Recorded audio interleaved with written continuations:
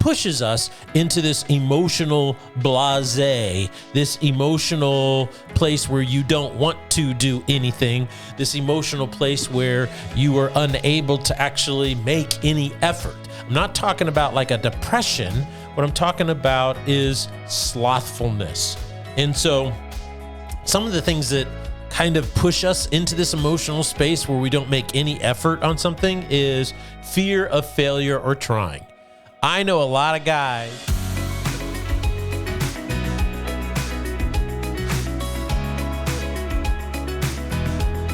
Welcome, everybody, to the Salty Pastor Podcast. I am Dr. Douglas Peak, and I am your humble servant during this time that we share together. I am just honored that you take the time to listen to the Salty Pastor Podcast, and I hope that it's achieving its goal. And the goal is to coach you up in your faith. The most important thing for me is that I am helping you learn how to think for yourself. I want you to know what you believe and why you believe it, and that it becomes a foundation of conviction that you can stand on, solid rock foundation. It allows you to know your core values, and for young men, it can help you develop a code of honor. This is your journey of faith. What I think is not what is so important. What I'm trying to do is coach you in how to think for yourself. And by showing you a little bit about how I do it, kind of like lead by example a little bit. But my goal is not to convince you of anything per se. It is simply to help you discover for yourself what the Bible actually teaches. You know, we're very accurate. That's one of our goals, is to be as accurate and honest about what the Bible is teaching and saying. We are what I call biblicists. We are not, meaning me, a systematic theologian, where sometimes systematic theologians get so into their systematic theology that they kind of tweak the Bible to get it to fit. And we're not here to do that. I just want you to know exactly what it's saying so that you can decide for yourself how it fits into your spiritual journey.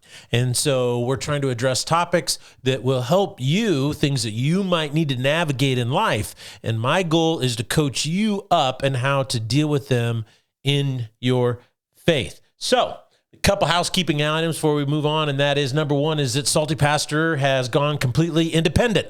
And so if you want to support the Salty Pastor, we would encourage that. We need that. And unfortunately, though, when you go to the website and you click on the donate button, it still navigates to the church's website, and it hasn't quite switched over yet. And the reason for that is because we are waiting on the e-commerce guys on the internet side to get that resolved. It takes about 8 to 14 days for it to completely switch over, because it requires all of these different groups and approvals and banks and all of these kinds of things, federal regulations that you have to go through. We have a company that does that. It's the same company that does it for the church. It's called PushPay.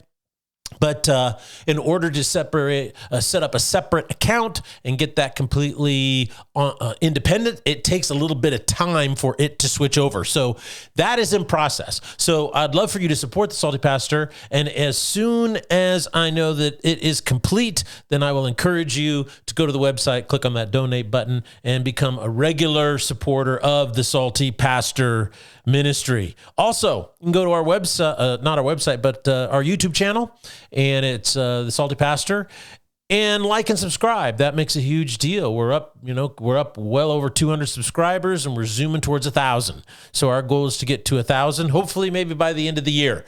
Love for you to do that. Tell your friends and relatives, and even if you have a Gmail address in the name of one of your pets, use that. Go like and subscribe. Now, we're currently in a series called The 7 Deadly Emotions, and this is kind of how these came about. I like to just, repetition. It allows us to remember. And in the 4th century BC, this is before Christ was born, Aristotle, the great Greek philosopher, wrote about the 7 virtues.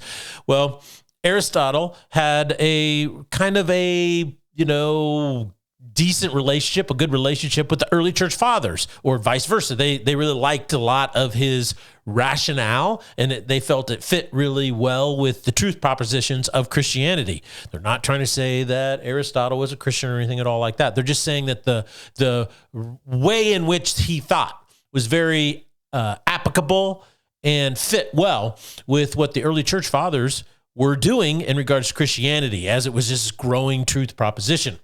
And what happened is in the 3rd century, 280, 260 BC, or I'm sorry, AD, this is after Christ walked the earth, there's an early church father by the name of Evagrius Ponticus.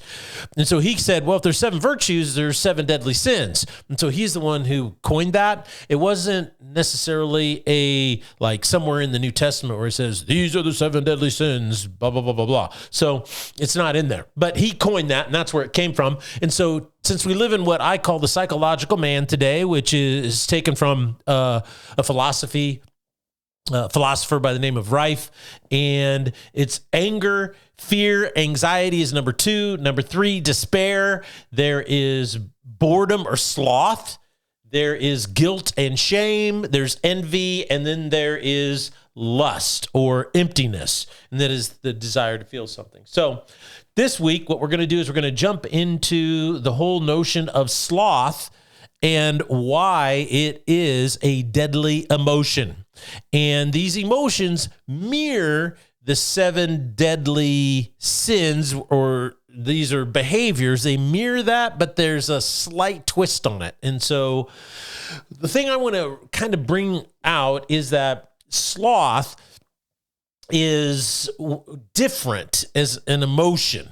And it's because where all the other deadly emotions are based on actions that are taken, or they are, what could you say, they're intentional, or even though they are reactionary in nature, like anger can be, or fear can be reactionary, but it is a intentional response. Whereas sloth is an emotion that comes from no action, no reaction.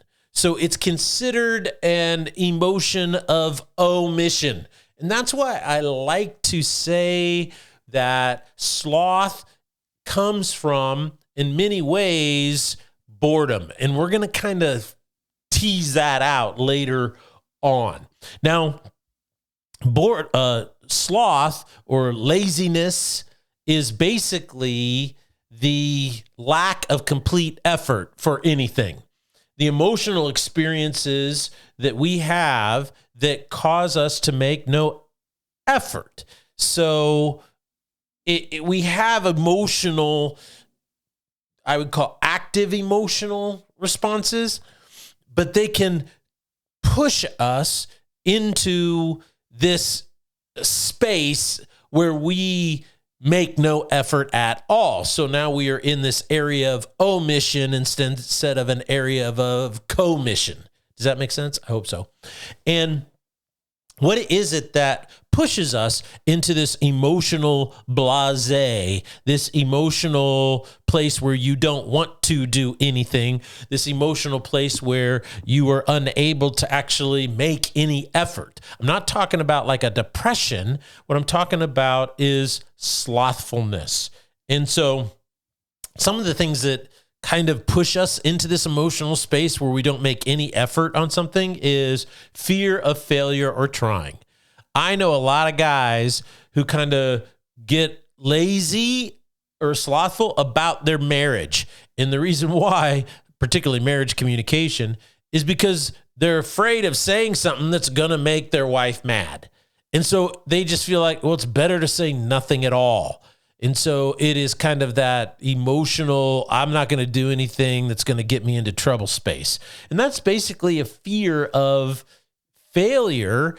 It's a fear of, well, if I try, it may not turn out very well. Another reason why we get into this emotional space called slothfulness or lack of any effort on something is because of avoidance.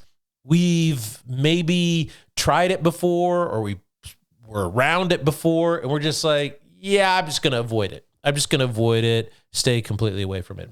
The other reason why we get into this space where we don't want to make any effort at all is we train ourselves to have no discipline. That's right. We only do things that we feel we're motivated to do or want to do, which is actually not a very good way to live, by the way. And so what happens is this lack of discipline causes us and trains us to make no effort, and it becomes a complete lack of effort. Another thing that's really big that a lot of people don't like to address, and this is why I hope you listen to the Salty Pastor, is because I try to bring up things that most pastors won't talk about, and that is this, is that it's because we've trained to be passive. It's the issue of passivity. Now, what's interesting is that most people think passivity is an issue for males. What I would like to share with you is it's an issue for females as well. Passivity is not a masculine trait at all. It is the opposite of masculinity. Now, the opposite of passivity is not aggression, and it's not necessarily assertiveness. I would say the opposite of passivity, particularly for a guy, is intentionality. The opposite of passivity could be discipline. It's these things that are very masculine in orientation. But guess what? Passivity is not a feminine trait either, right? Passivity is something that lulls you into making no effort. And so a feminine trait is not complaining and whining about your lack of relationships, your lack of connectivity, your lack of sense of value. That's just passivity. That's not feminine. Now, feminine may be more oriented towards relationships or being connected, belonging, a sense of value. But passivity lulls you into simply thinking about it, complaining about it, being sad about it. But it's not feminine to be passive about these things. Feminine is very assertive. Feminine has a very strong ethos about it. In today's language, they call that energy. The feminine energy. It does, because the feminine persona brings life to things. It is a response to things. It is a desire to build up. It is a desire to sustain, create, nurture life. It has a desire to encourage and love and build up people and individuals and communities. You can't be passive and feminine at the same time. So it's very important to understand is that passivity is a problem for men and women at the same time. Now, why is it so deadly? This notion of slothfulness or lack of any effort on things. Well, the reason why is because when you fall into that space, it creates a context for you to experience all the other deadly emotions. Now, it's a very old cliche, but you remember idle hands are the devil's workshop? It's very true. In 1 Timothy 5:13, Paul says, at the same time, they also learn to be idle as they go around from house to house, and not merely idle, but they also become gossips and busybodies, talking about things not proper to mention. And so there's this notion where they learn to be idle. And so when you're idle and when you are slothful and you have no effort on various things of your life, or maybe you've fallen into passivity about your life, guess what? It creates the environment for all the other deadly emotions to flourish in your life. So let's dig into Bible teaching and kind of talk about one of probably the most significant parables Jesus told in Matthew chapter 25 that has a lot to do with this notion of a lack of any significant effort or slothfulness. It begins in verse 14, and it's called the parable of the talents. Jesus is speaking, and this is what he says. For it is just the kingdom of God, he says, is like a man about to go on a journey, who called his own servants and entrusted his possessions to them. And to one he gave 5 talents, and a talent is a weight of money, okay? And so a talent in this case was a significant amount of money. He says, to another 2 and to another 1, each according to his own ability, and he went on his journey. Immediately, the one who had received the 5 talents went and traded with them and gave 5 more talents. In the same manner, the one who had received the 2 talents gained 2 more. But he who received the 1 talent went away, dug a hole in the ground, and hid his master's money. Now, after a long time, the master of those servants came and settled accounts with them. And the one who had received the 5 talents came up and brought 5 more talents, saying, Master, you entrusted 5 talents to me. See, I have gained 5 more talents. His master said to him, Well done, good and faithful servant, for you were faithful with a few things, and I will put you in charge of many things. Enter into the joy of your master. I think this is really interesting, the blessing that he gives this guy. He says, look, you were faithful. So he was intentional about what he was doing. And that was considered faithfulness, and it produced fruit. And he said, now I will make you faithful over more things. The one who also received the 2 talents came up and said, Master, you entrusted to me the 2 talents. See, I've gained 2 more. His master said to him, Well done, good and faithful servant. You were faithful of a few things. I'll put you in charge of many things. Enter into the joy of your master. And the one who also had received the 1 talent came up and said, Master, I knew you to be a hard man, reaping where you did not sow and gathering where you have not scattered no seed. I was afraid, and I went and I hid your talent in the ground. See, you have what is yours. And his master answered and said to him, You wicked, lazy servant, you knew that I reap where I did not sow and gather where I scattered no seed. Yet then you ought to have put my money in the bank, and on my arrival I would have received my money back with interest. Therefore take away the talent from him and give it to the one who has 10 talents. For to everyone who has more shall be given in abundance. But from the one who does not have, even what he does have shall be taken away. Cast the worthless servant into the outer darkness. In that place there will be weeping and gnashing of teeth. So that is the word of the Lord in Matthew chapter 25. And these are his specific words that he spoke in the parable of the talents. And I want to go back. If you've ever heard this teaching before, there's a lot of things to pull out of it. But I want to just kind of give a synopsis for you really quick and say the point in this was not whether or not the servant succeeded or failed. The issue was, were they faithful in what the master had expected them to do? And so I think for you and for me, it's important to understand it is not the failure in our effort. It is the lack of effort that is so critically important. Notice what he says. Verse 25, the wicked servant, the one who was slothful, made no effort, says in verse 25, he goes, I was afraid and I hid your talent in the ground. So he wasn't even willing to put it into a bank. So he made zero effort. He just dug a hole, threw it in there, and then let it sit until the master came back and gave it to him. And so what's so interesting in this is that it seems to me the point is it's not the failure from the effort that he was judged so harshly of. It was the lack of making any effort, even to try putting it in a bank. And so this is, I think, so important is it's often our fear of failure that causes us to avoid making any effort. For instance, I've told many, many men, many times over the years in discipleship, they say, I want to grow spiritually. And the first thing I say, well, memorize scripture. And I would say 9 times out of 10, the first thing out of a guy's mouth is, well, I can't do that. And I'm like, well, why can't you do that? Well, I can't do that because I tried and I failed. So they just come to the conclusion, well, I'm just not wired that way. This is the biggest bunk of malarkey I've ever heard come out of men's mouths.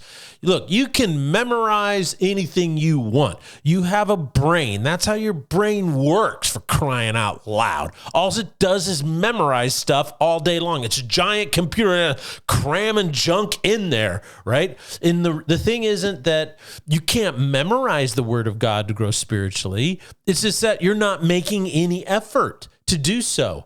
There's all kinds of ways. They even got apps on your phone now that help you do it. I've had guys that told me, I can't memorize anything. I can't do it. I can't do it. They download this app. We start working on it. Guess what? They start memorizing scripture. And you know what happens?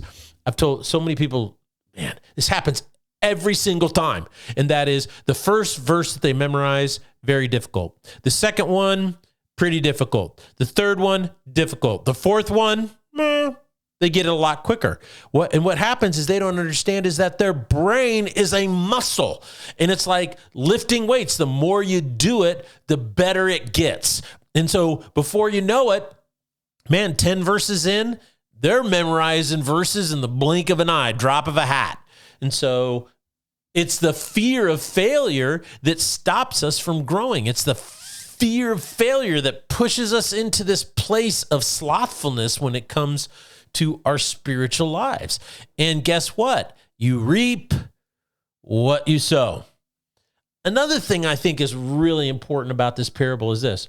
It's a question that's rarely asked, and I want to ask it, and that is, we know what the first servant did. It says, the one who had received the 5 talents, verse 20. Hang on a second. Let me jump back up, okay?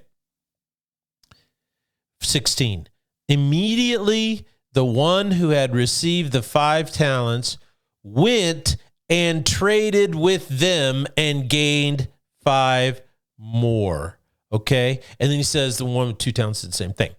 It's really interesting. He says the third guy did nothing. He hid it in his backyard. So the entire time that the master was gone, it says after a long time. So the master was gone for a long time. How long? I don't know. Jesus doesn't tell us. But it was a significant amount of time. During that time, what was the servant who had 5 talents doing? He was trading with those things. He was trading and making more. He was managing them. He was planning what to do with them. He was executing his plan. He was reaping and, sowing. He was investing and taking profits. And he was doing this over and over and over again. To gain 5 talents is not an easy task. To take your money and then go out and double it in a short period of time is not easy. You have to be intentional about it. You have to have a plan. You have to know what you're doing. You have to manage it. You have to be disciplined. You have to be all these things. So what's going on while the master is gone? That servant is not being idle. He is not being slothful. He is being intentional. Same thing with the second service. But my question is, what in the world was the third servant doing the entire time his master was gone? He buried it in the backyard or wherever, and then he returns it. So what was he doing? That to me is the significant question, because when we are not involved in growing, if we're not involved in building, if we're not involved in developing something, if we're not involved in sustaining something, if we're not growing something, nurturing something, inspiring something, loving something, praying over whatever, the list goes on and on and on and on, your life becomes the devil's workshop. Notice what he said in 1 Timothy early on. He said they learn to be idle. So then they go from house to house and they become busybodies. They start engaging in things that they shouldn't be engaging in. And it kind of reminds me of this passage that Paul wrote to the Thessalonian church in 1 Thessalonians chapter 4, beginning with verse 9, where he says this. He goes, "Now as to the love of the brothers and sisters, you have no need for anyone to write you, for you yourselves are taught by God to love one another." So he's encouraging them really well here. He says, look, you're really good at it. Verse 10, "For indeed you practice it toward all the brothers and sisters who are all in Macedonia." So he's saying you're really good at this. Everybody knows, but we urge you, brothers and sisters, to excel even more and to make it your ambition to lead a quiet life and to attend to your own business and work with your hands, just as we instructed you, so that you will behave properly towards outsiders and not be in any need. So you should do this in order to be good reputation with outsiders, but also provide for your own needs. So basically, Paul is telling the Thessalonian church, you need to attend to your own business. You need to do something with your hands. You need to behave properly. This is how you should spend your time excelling. And if you invest yourself in the right things, then you're going to excel in these things. This should be the ambition of your life. And what short circuits all of that? What short circuits all of the blessing from doing these things in your life on a regular basis? Idleness. That's right. The emotion of slothfulness. That's why slothfulness is so deadly. That's why laziness is so deadly. The complete lack of effort is so deadly, okay? Especially for men. Men, slothfulness always leads to passivity.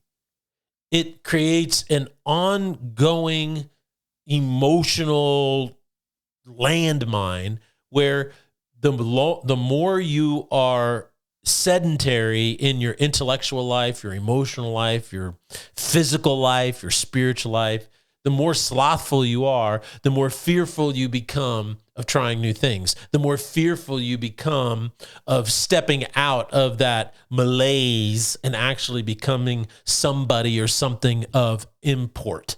That is such a big deal. Passivity sucks the life out of your soul.